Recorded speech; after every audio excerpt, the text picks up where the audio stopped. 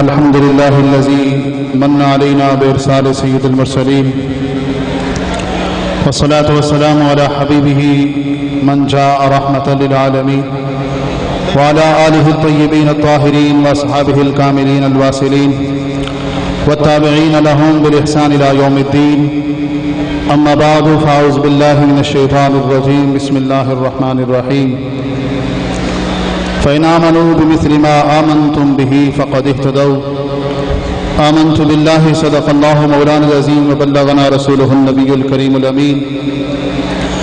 إن الله وملائكته يصلون على النبي يا أيها الذين آمنوا صلوا عليه وسلموا تسليما.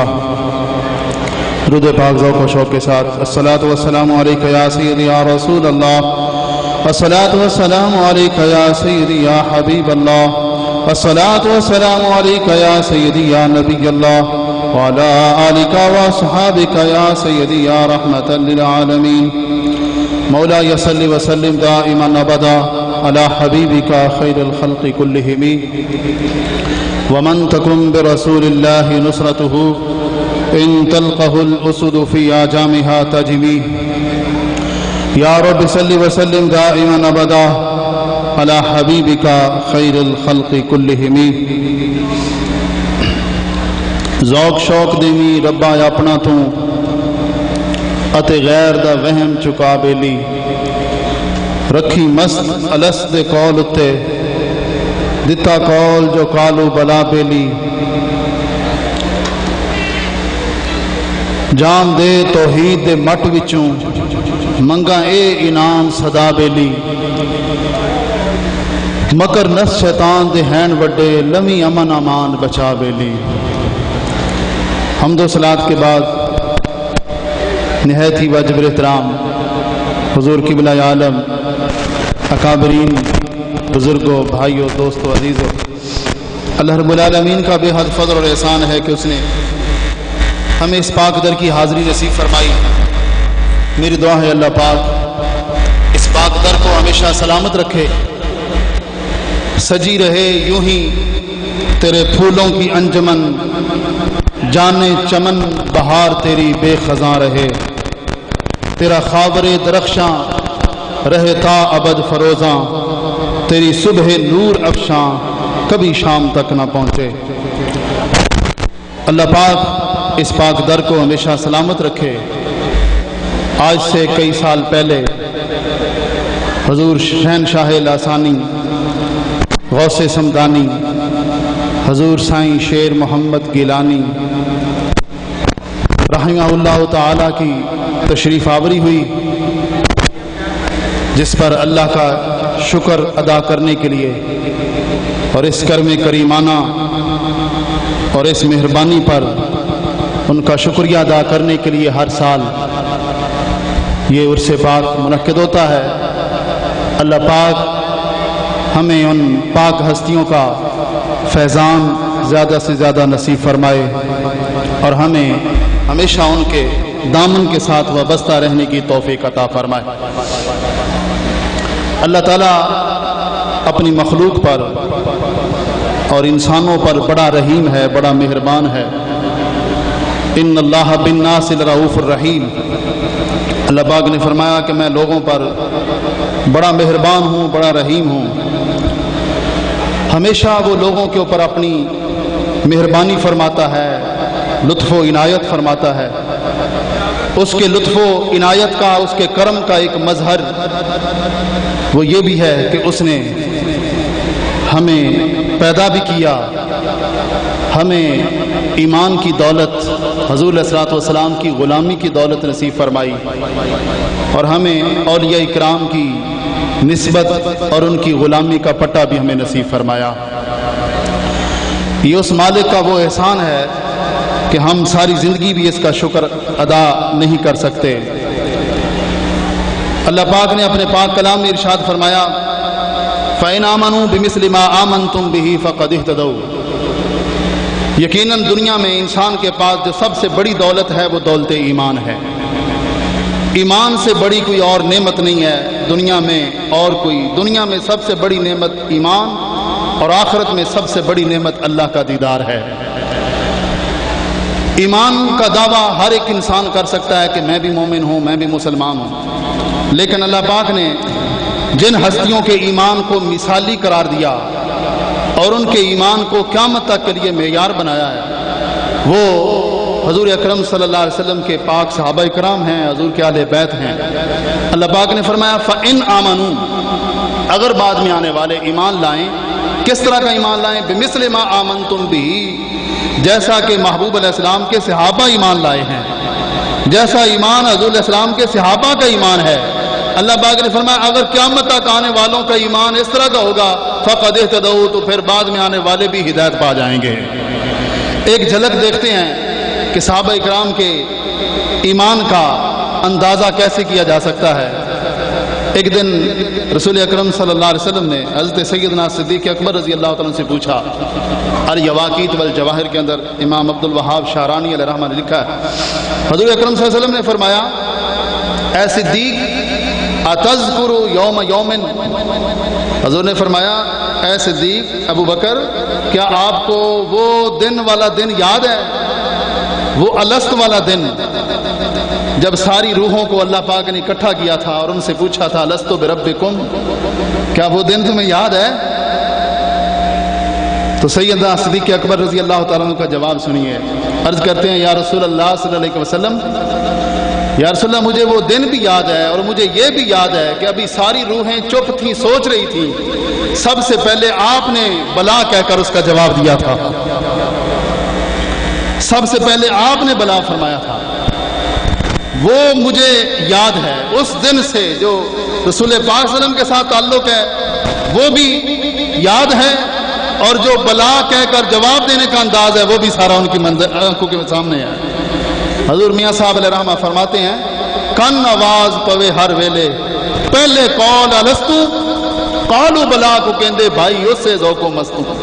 یہ بزرگان دین کی جو تعلیمات ہیں یہ صحابہ اکرام کے اس جذبہ ایمان کا عکس و پرتو ہیں، اور وہ کسی نے کیا خوب کہا تھا کہ وہی گونجتی ہیں اب تک میرے کان میں صدائیں، جو سنا تھا زمزمہ ایک راز کن فکاں سے۔ وہ ہر وقت اپنی منزل کی طرف ان کا دھیان رہتا ہے، ایک لمحے کے لیے بھی اپنے مالک سے غافل نہیں ہوتے، بھولا نہ ان کو کبھی بھی اپنے محبوب کا در نہیں بھولا، اور محبوب کی یاد سے وہ ایک لمحے کے لیے بھی غافل نہیں ہوئے۔ حضور سائیں شیر محمد گیلانی تاجدار فتح پور شریف، آپ نے اس کی ترجمانی فرمائی، آپ فرماتے ہیں زال ذکر تیرے دی لگی پرید چروکی، جد الست فرمایا ہوئی مست تدو کی، جاگے شوق پرانے نئی گل جو کی، ڈھولا غیر کی جانے گجی رمض انوکھی۔ لوگ اس کو محض ایک پنجابی کا کلام سمجھتے ہیں کہ یہ شاید پنجابی کے دوڑے ہیں یا مائیے ہیں، لیکن حقیقت میں یہ اللہ کی معرفت کا ایک بہت بڑا صحیفہ ہے، یہ اللہ کے ساتھ ربط پیدا کرنے کے لیے ایک بہت زندہ کرامت ہے، اور اتنا پاکیزہ کلام ہے جو صحابہ اکرام کے ایمان کی ترجمانی کرنے والا ہے۔ فرمایا یہ کوئی انوکھی بات نہیں ہے، غیر کو اس کی سمجھ نہیں آ سکتی، لیکن جو محبت والا ہے اس کی ہر لمحہ جو نظر ہے وہ اپنے محبوب حقیقی کی طرف رہتی ہے۔ اور سیدنا صدیق اکبر رضی اللہ تعالیٰ عنہ کے اس جواب سے یہ بات بھی واضح ہو گئی کہ ان کا تعلق خدا کی ذات کے ساتھ بھی اس دن کے ساتھ اس دن سے ہے، اور رسول پاک صلی اللہ علیہ وسلم کی ذات کے ساتھ بھی اسی دن سے ہے۔ کوئی مقام ان کی نظر میں جچا ہی نہیں، کوئی مقام ان کی نظر میں جچا ہی نہیں، جو کوئے یار سے نکلے تو سوئے دار چلے، جو کوئے یار سے نکلے تو سوئے دار چلے۔ بس ساری زندگی یہی ہے، مومن کی ساری زندگی یہی ہے کہ کوئے یار سے نکلے تو سوئے دار چلے۔ بس ساری زندگی اس انداز سے ہو کہ بیٹھا جائے تو کوئے یار میں بیٹھا جائے، دل میں محبت ہو تو یار کی محبت ہو، آنکھ کسی کے جلوے کو دیکھے تو وہ یار کے جلوے کو دیکھے۔ تو صحابہ اکرام کے اس ایمان کو اللہ پاک نے فرمایا اگر تم بھی ان جیسا ایمان لاؤ گے تو تمہارا ایمان بھی قبول کر لیا جائے گا۔ اس سلسلہ میں میں کیا عرض کروں، صحابہ اکرام علیہ رضوان کی ایک ایک ادا ایسی ہے کہ آپ ڈھونڈنے لگ جائیں گے، کہیں آپ کو ان کی ادا کی مثل کوئی ادا نظر نہیں آئے گی۔ ایک دفعہ میرے آقا صلی اللہ علیہ وسلم کھانا کھا رہے تھے تو ایک خاتون یہودیہ عورت نے وہ کھانے کی دعوت پکائی اور اس نے بیچ میں زہر شامل کر دیا تھا، کھانے کے اندر اس نے زہر شامل کر دیا تھا، یہودیہ تھی وہ، اور حضور اکرم صلی اللہ علیہ وسلم کو کھانا پیش کیا۔ حضور صلی اللہ علیہ وسلم نے لقمہ اپنے منہ میں رکھا، اس کو نگلا نہیں ہے، اور بار بار آپ نے منہ کے اندر اس کو گردش دی اور فرمایا کہ یہ بکری کا جو گوشت ہے یہ مجھے بتا رہا ہے کہ اس کے اندر زہر ملائی گئی ہے، یہ بھی مجھے خبر دے رہا ہے۔ لوگ کہتے ہیں زندگی اور موت کا فلسفہ، میں نے کہا جو حضور اکرم صلی اللہ علیہ وسلم کے ساتھ ایک بنا ہوا گوشت کا ٹکڑا بھی لگ جائے تو اس کے اندر بھی زندگی آ جاتی ہے، وہ بھی بولنے لگ جاتا ہے۔ اس نے خود بول کے کہا کہ اس نے مجھے بتایا ہے۔ ایک صحابی نے وہ لقمہ نگل لیا اور بعد میں ان کی شہادت بھی ہو گئی۔ حضور اکرم صلی اللہ علیہ وسلم نے ان سے پوچھا کہ تمہیں پتہ نہیں تھا چلا کہ اس کے اندر زہر ملا ہوا ہے، پھر بھی تم نے لقمہ توڑا نگل گیا، تمہیں نہیں تھا پتہ چلا؟ تو صحابی کا جواب سنیے، بھولے نہ جاتے جاتے بھی آداب کوئے جانا۔ صحابی عرض کرتے ہیں یا رسول اللہ پتہ تو چل گیا تھا کہ زہر ہے اس کے اندر، لیکن آپ کے سامنے اگر اس طرح منہ سے لقمہ نکالتا تو کہیں طب ناصر پہ گرا نہ گزرتا، کہیں آپ کی طبیعت پہ گرا گزرتا، زندگی کے سارے عمل برباد ہو جانے تھے۔ تو اس لیے میں نکل گیا تاکہ آپ کے آداب کو ملحوظ خاطر رکھا جائے، اور اس کی خاطر انہوں نے اپنی جان تو پیش کر دی، لیکن انہوں نے اتنا بھی گوارا نہ کیا کہ کہیں ایسا کوئی کام نہ ہو جائے جو نبی علیہ الصلوۃ والسلام کی طب نازک پہ گراں گزرے، جس کی وجہ سے خدا ناراض نہ ہو جائے۔ صحابہ اکرام علیہم رضوان نے ایمان کی وہ مثال قائم کی ہے کہ رہتی دنیا تک اس کی مثال کوئی بندہ دکھا نہیں سکتا، اتنا جذبہ، اتنی محبت اللہ پاک نے ان کو عطا فرمائی۔ غزوہ فتح مکہ کے موقع پر رسول اکرم صلی اللہ علیہ وسلم جب فاتحانہ طور پہ مکہ شریف میں داخل ہو رہے تھے، صحابہ اکرام کا انداز بڑا نرالا تھا، اور حضور اکرم صلی اللہ علیہ وسلم کے ساتھ بڑی خوشی کے ساتھ جھومتے ہوئے جا رہے تھے۔ اس انداز سے حضرت سیدنا سعد بن عبادہ رضی اللہ تعالیٰ عنہ کے ہاتھ میں حضور علیہ السلام کا جھنڈا تھا، اور وہ اس انداز سے جا رہے تھے، نعت پڑھتے ہوئے، شعر پڑھتے ہوئے، بڑے خوشی سے جھومتے ہوئے جا رہے تھے۔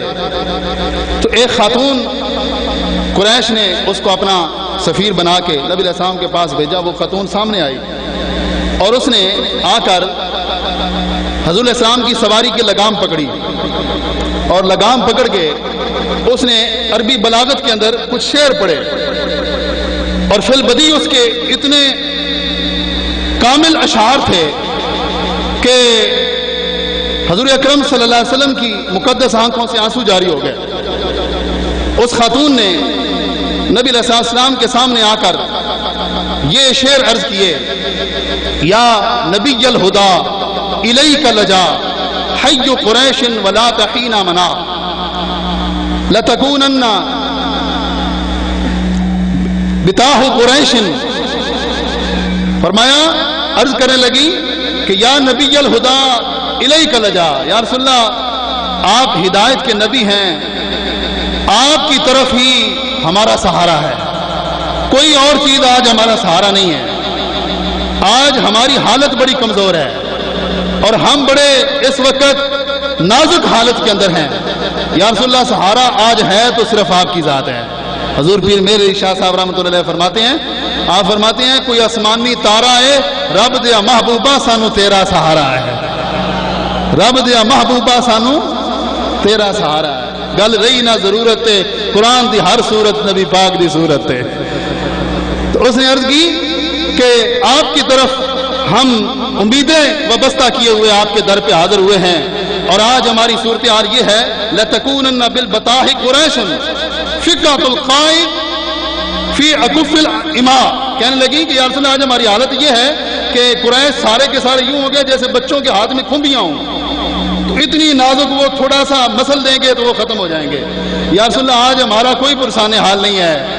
اور یہ جو حضرت سعد کے ہاتھ، سعد بن عبادہ کے ہاتھ میں جھنڈا ہے، یہ مسلسل اعلان کر رہے ہیں الیوم یوم الملحمہ، الیوم یوم الملحمہ، آج جنگ کا دن ہے، آج جو سامنے آئے گا اس کو کاٹ دیں گے، آج بندے مار دیں گے، بہت کچھ کر دیں گے۔ تو انہوں نے عرض کی یا رسول اللہ آج ہمارا سہارا صرف آپ کی ذات ہے تو آپ ہمارے اوپر نظر کرم فرمائیں۔ یہ اس نے قصیدہ جب پڑھا تو نبی علیہ السلام نے فوراً پوچھا، آپ نے فرمایا یہ کس نے کہا آج جنگ کا دن ہے، آج بندے کاٹ دیں گے، آج قتل کر دیں گے سب کو، کس نے کہا؟ صحابہ نے کہا حضور یہ 7 جن کے ہاتھ میں جھنڈا وہ کہہ رہے ہیں۔ حضور صاحب نے فرمایا ان سے جھنڈا واپس لے لو۔ جھنڈا واپس لیا، حضور صاحب نے ان کے چہرہ مبارک کی طرف دیکھا، میرے آقا نے فوراً اسی وقت تیری ہر ادا پہ ہو جہاں فدا، مجھے ہر ادا نے مزہ دیا، حضور نے فوراً جھنڈا لے کر فرمایا ان کے بیٹے قیس بن سعد کو دے دو۔ حضور کی ادائیں دیکھیں، میرے آقا صلی اللہ علیہ وسلم لوگوں کے احساسات کیسے ان کو سمجھا بھی ہے اور ان کی حفاظت بھی فرمائی ہے کہ اتنا بڑا اعزاز نبی علیہ السلام کا جھنڈا ہاتھ میں ہو اور پھر وہ واپس دیا جائے تو نبی علیہ السلام نے فوراً فرمایا نہیں، ان سے لے کر ان کے بیٹے کو دے دو، قیس بن سعد کو۔ اور حضور علیہ السلام نے جب ان کے ہاتھ میں جھنڈا دیا اور ساتھ ہی میرے آقا صلی اللہ علیہ وسلم نے فرمایا تمہارے والد صاحب تو یہ کہہ رہے تھے الیوم یوم الملحمہ، آج جنگ کا دن ہے، آج بندے کاٹ کے رکھ دیں گے، تو فرمایا تم یہ اعلان کرو الیوم یوم المرحمہ، الیوم یوم المرحمہ، آج جنگ کا دن نہیں ہے، آج ہماری رحمت للعالمین کے اظہار کا دن ہے، آج ہماری رحمت کے ظاہر ہونے کا دن ہے۔ یہی تو چیز تھی جو ان کے ایمان میں رکاوٹ بنی ہوئی تھی، ان کا غرور تھا، ان کا تکبر تھا، جو ان کو ایمان قبول نہیں تھا کرنے دے رہا۔ آج وہ غرور تکبر نکل گیا ہے تو اللہ نے ان کو ایمان کی دولت عطا فرما دی ہے۔ انسان کے ایمان کے سامنے جو چیز رکاوٹ بنتی ہے نا، عقیدت، محبت، سب سے بڑی چیز جو اس کے سامنے رکاوٹ بنتی ہے وہ اپنی انانیت ہے، اپنی خودی ہے کہ میرے، اور وصف نبوت کو وہ اپنے جیسا سمجھنے لگ جاتے ہیں اور وہ سمجھتے ہیں کہ جیسے ہم انسان ہوتے ہیں، عام انسان ہیں، ایسے یہ بھی عام انسان ہیں۔ یہ چیز جب آتی ہے تو پھر ایمان میں رکاوٹ ہوتی ہے اور وہ ایمان قبول نہیں کر سکتے۔ حضور سائیں تاجدار فتح پور شریف نے ایک شعر کے اندر یہ سارے عقدے حل فرما دیے ہیں۔ آپ فرماتے ہیں آئیوں تو تا میں رواں ہوئی، گئی ملک عدم سدھا جانی، آئیوں تو تا میں رواں ہوئی، گئی ملک عدم سدھا جانی، گئی میں تا میں آرام پایا، ہائی میں دی کل خطا جانی۔ یہ جو انانیت ہے نا، خودی ہے، فرمایا یہ بندے کے سامنے سب سے بڑی مصیبت یہ ہوتی ہے۔ حضرت سیدنا جنید بغدادی رضی اللہ تعالیٰ عنہ ایک دن بغداد شریف کی گلیوں میں، حضور پیر مہر شاہ صاحب رحمۃ اللہ نے لکھا ہے کہ آپ بغداد شریف کی گلیوں میں چل رہے تھے تو اکثر میں یہ بات عرض کرتا ہوں اور ساری انسان کی زندگی کا خلاصہ یہ ہے، حضور پیر مہر شاہ صاحب رحمۃ اللہ نے بغداد شریف کی گلیوں میں چل رہے تھے تو آپ نے دیکھا حضرت جنید بغدادی رضی اللہ تعالیٰ عنہ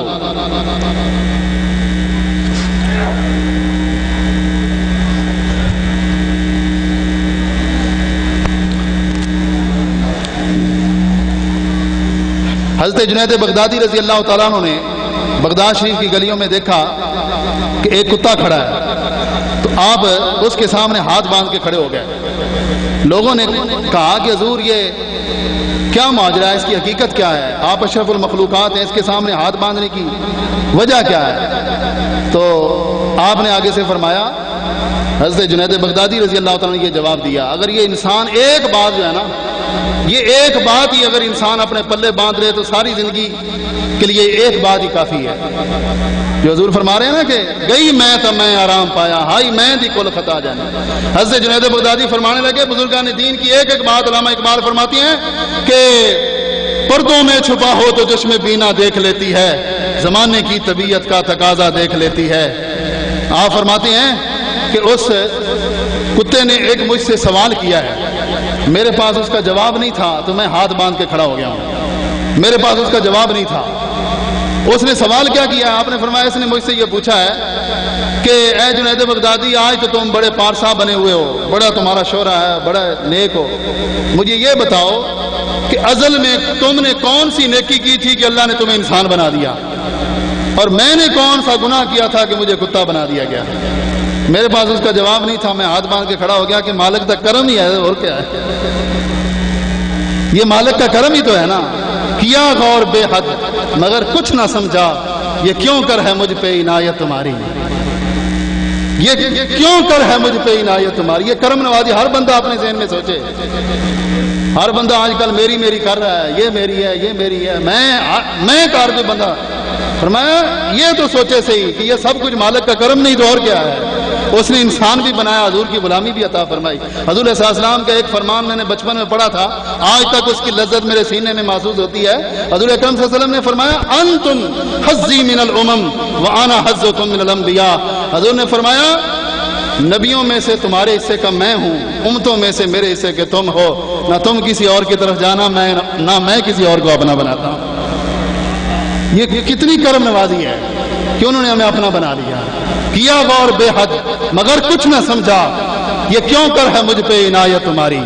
صحابہ نے اس حقیقت کو سمجھا اور ساری زندگی اس احسان کو وہ احسان مند رہے اور یہی کوشش کرتے رہے کہ کوئی دربار رسالت میں بے ادبی نہ ہو جائے. اگر ذرا سی بھی بے ادبی ہو گئی تو سب کچھ برباد ہو جائے گا. آج فتنے کا دور ہے. آج جو بچے یونیورسٹیوں میں، کالجوں میں، سکولوں میں پڑھتے ہیں انہیں اس بات کی احتیاط کرنی چاہیے کہ کہیں ان کے پڑھانے والے بدعقیدہ کہیں وصف نبوت کے خلاف، دربار نبوت کے خلاف کوئی لفظ بول دیں، کوئی بے ادبی کر دیں، کوئی بے ادبی سکھا دیں تو پھر کوئی چیز بھی کام نہیں آئے گی. علامہ اقبال رحمہ کے سامنے ایک یونیورسٹی کا طالب علم حاضر ہوا اور آ کے کہنے لگا، اپنے انداز سے بڑے روکھے سے انداز سے بولا اور کہنے لگا کہ مجھے کوئی الیاذ باللہ محمد صاحب کے بارے میں مجھے کوئی بات سنائیں. اس لیے اس نے لفظ بولے تو علامہ اقبال رونے لگ گئے. آپ کی آنکھوں میں آنسو تھے. وہ کہنے لگا حضور کوئی بے ادبی ہو گئی ہے؟ آپ نے فرمایا ظلم یہ ابھی پوچھتا ہے کیونکہ بے ادبی ہو گئی ہے. تیرے پڑھنے کا کیا فائدہ کہ تجھے نبی علیہ السلام کے نام لینے کا پتہ نہیں ہے؟ اس سے اچھا تھا کہ تو جاہل رہتا، کم از کم تیرے دل میں نبی علیہ السلام کا ادب تو ہوتا. آج مصیبت یہ ہے جو اپنے آپ کو زیادہ پڑھا لکھا سمجھتے ہیں کہ ہم یونیورسٹیوں میں پڑھتے ہیں لیکن ان کی زبان سے آداب رسالت پر کوئی جملہ نہیں نکلے گا، ان کی نام لینے کا ان کو پتہ نہیں ہوگا. حالانکہ یہ غور کرنا چاہیے کہ تمام نعمتیں اخروی ہوں دنیوی ہوں جو بھی ہوں وہ نبی علیہ الصلوۃ والسلام کے پاک دامن کے ساتھ وابستہ ہیں. جو بھی عزت ملنی ہے مسلمان آج اسی وجہ سے جگہ جگہ پہ مار کھا رہے ہیں اور جگہ جگہ پہ ان کا خون بہ رہا ہے کہ ہم نے دربار رسالت مآب صلی اللہ علیہ وسلم کی طرف وہ جو تعلق صحابہ کرام کا تھا اس طرح کا تعلق جو ہے وہ آج قائم کرنے کی ضرورت ہے تاکہ عظمت رفتہ وہ ہمیں دوبارہ حاصل ہو سکے. آخری بات عرض کر کے اجازت چاہوں گا. عمیر بن وہب قریش کا ایک بہت بڑا آدمی تھا. اس کا بیٹا بدر کے اندر قیدی ہو گیا تو اس کو کسی نے بتایا کہ نبی علیہ السلام مدینہ شریف میں بغیر پہرے دار کے پھرتے ہیں، کوئی پہرے دار نہیں ہوتا. تو اس نے ہاتھ میں تلوار پکڑی. اس نے میں جاتا ہوں حضور علیہ السلام کے شہید کرنے کے گندے ارادے سے وہ وہاں سے چلا اور وہاں اس نے حتیم کے اندر بیٹھ کے امیہ کے ساتھ یہ وعدہ کیا تھا کہ میں نبی علیہ السلام کو جا کر شہید اور بہانہ بناؤں گا کہ میں اپنے بیٹے سے ملنے آیا ہوں. تو اس نے تلوار چھپائی اور مدینہ شریف آیا. صحابہ کرام نے دور سے دیکھا تو ان کو پتہ چل گیا کہ یہ برے ارادے سے آ رہا ہے. حضرت عمر رضی اللہ عنہ کہنے لگے دونکم القلب، وہ سامنے کتا آ رہا ہے، روکو اس کو، یہ برے ارادے سے آ رہا ہے. صحابہ کرام نے روکا، پکڑا، نبی علیہ السلام کے دربار میں لے گئے. حضور صلی اللہ علیہ وسلم نے پوچھا تو کیوں آیا ہے؟ کہنے لگا جی میں تو اپنے بیٹے سے ملنے آیا. حضور نے فرمایا پھر تلوار کیوں لے کر آیا؟ کہنے لگا جی ویسے تلوار کی تو نہیں، ویسے ہی میں ملنے کے لیے آیا. حضور صاحب نے فرمایا نہیں سچ بتا. کہنے لگا نہیں میں تو اپنے بیٹے سے مل. آپ نے فرمایا مجھے یہ بتا کہ حتیم میں بیٹھے ہوئے تو نے جو قریش کے سردار کے ساتھ وعدہ کیا تھا وہ کیا حقیقت ہے؟ تو فوراً قدموں پہ گر جاتا ہے، عرض کہتے ہیں یا رسول اللہ مجھے بھی اپنی غلامی میں قبول فرما رہے ہیں. قابل توجہ بات یہ ہے یہاں پہ کہ جب تک یہ سمجھا تھا کہ جیسے ہم انسان ہیں ایسے یہ بھی ہیں، اس وقت تک ایمان ہے نصیب نہیں ہوا. جب یہ سمجھا کہ میرے آقا تو یہاں بھی ہیں، میرے آقا تو وہاں بھی ہیں، یہاں بھی ان کی خبر ہے اور وہاں بھی ان کی خبر، وہ ہر وقت خبر. جب یہ درمیان میں جو حجاب شک تھا نا یہ بس شک نکل گیا اور میں اور انانیت ختم ہو گئی تو اللہ نے فوراً ان کو ایمان کی دولت نصیب فرما دی. اس لیے مسلمانوں اپنے علم پہ ناز نہ کرو، اپنے تقوی پرہیزگاری کے اوپر، اپنی نمازیں جتنی پڑھی ہیں کوئی چیز بھی، سب سے بڑی وسیلہ ذات جو ہے اور سب سے بڑا جو ہمارے سامنے سہارا ہے تو وہ کملی والے آقا کی پاک ذات کا ہے. اپنے بچوں کو ہمیشہ آداب رسالت سے آگاہ رکھیں اور ان کے اوپر مکمل پیرا دیں. اللہ پاک ہمیں اس پاک در کے ساتھ ہمیشہ وابستہ رہنے کی توفیق عطا فرمائے. وآخر دعوانا